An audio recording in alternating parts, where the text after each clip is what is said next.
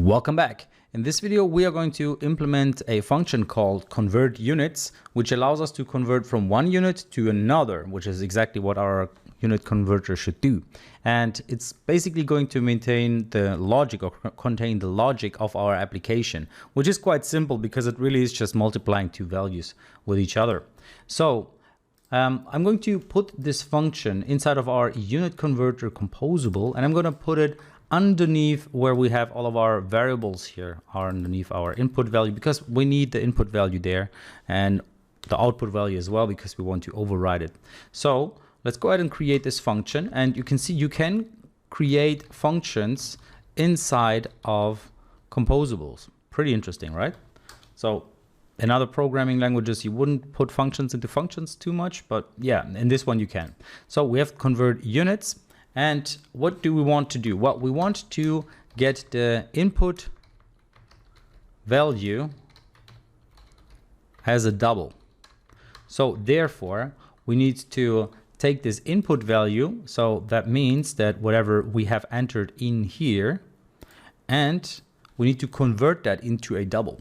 So how can we do that? There is this function called toDouble or null. And what that will do is it will parse the string as a double number and returns the result or null if the string is not a valid representation of a number. So that's actually pretty cool. So that means that even if we don't enter a number that is a double into our text field here, our application won't crash because it will just return null. It will not return it will not crash the application. It's basically what I'm saying.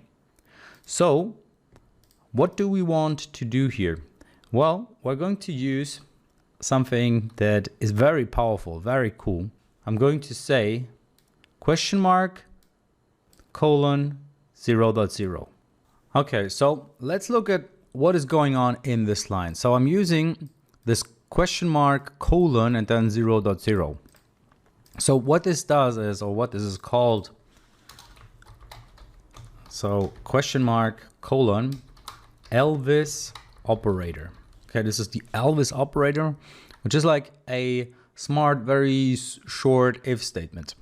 So what we're getting back from our toDouble or null is going to be either the result of whatever input value we have entered as a string into a double, or it will return null. So what I'm saying with this is, if you return a double value, then use that double value as the value that you store inside of input value double. However, if you don't, then use 0.0. So that's what this Elvis operator does for us. It just says, if this thing goes to null, then use the default of 0.0. Okay, so if we enter something that is not a number, let's say we enter here, this one here with QWER, then this would not be a number and our entered value would default to 0.0 is what this is supposed to do for us. All right, now let's keep going. What else do we need? We want to have the result. So how do we get the result? Well, we take the input value and we multiply it with our conversion factor. And then, and it's specifically the value of the conversion factor, because the conversion factor does use equal, remember. So coming back to this example of having the gold coins inside of a chest. So this here is a chest, and if we want to get the coins, we need to use .value. Okay, so this multiplies it with that, and then we multiply it with 100, and we round it up then. And then round to int, and then we divide by 100 again. So what is going on here? Well, basically we're just saying, take the input value, take the conversion factor value, multiply them with each other, then multiply the result with 100, then round it into an integer, and then divide by 100 again. So this will give us a result that we can work with instead of having these very weird, super long results. Now you see that I'm getting an error, and that is because I'm not using the input value double, like so. Now it should be fine. Okay, so I accidentally used the input value, but we needed to convert it into a double first, right? Which we just did, but now you need to use the double here. So now round to int needs to be imported because this is a extension function that isn't automatically implemented. So now we added it to our imports up here. Okay, so now it will be available under our imports. See, Kotlin math round to int has been added. All right, so now that we have the result, we can use the output value and say that result should be the output value. But the result unfortunately is a number, so we need to convert that into a string by using the toString function or method. So now our output value will be whatever the result was, which is a double, as a string, and we're storing it inside of this remember variable, of the state variable, and we can now use it inside of our user interface.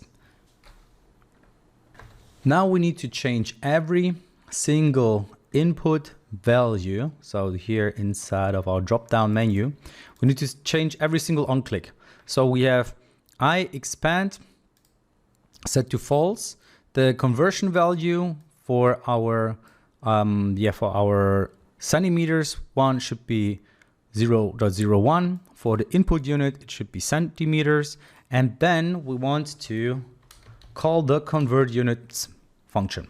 And now we need to do the same trick for every single one of our drop-down menu items. So I'm going to put that here. Now, however, I need to change the meters and I need to change the value. So for our meters, it should be 1 because this is going to be our base, so to speak. The meter is the base unit that we're using. And then let's do that again for feet. And there I have to look it up because feet is not something that I have in mind when working with numbers. So feet should be 0.3048.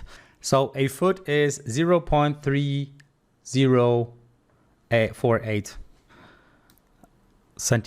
meters. So 30 centimeters and 48 millimeters.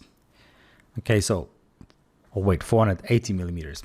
So that's what our feet does. And then finally we have millimeters. So let's add that in there as well. Now here we need to copy this in there, the millimeters, and the value that we're going to use is going to be the 0.001.